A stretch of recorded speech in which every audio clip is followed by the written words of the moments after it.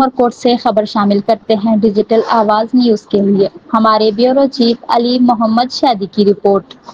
Account general Sindh کے جاری کردہ سرکولر کے مطابق اسلام آباد کے FABS ڈائریکٹوریٹ کی جانب سے SAP سسٹم کی اپ ڈیٹیشن کی سرگرمی 5 اکتوبر 2025 سے 19 اکتوبر 2025 تک جاری رہے گی۔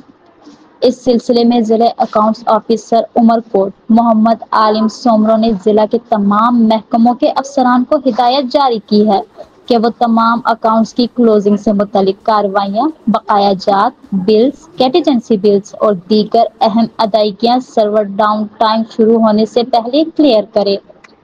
اسی طرح HR اور پی رولز بشمول آف سائیکل پے رولز بھی سرور ڈاؤن ٹائم سے قبل مکمل کیے جائے۔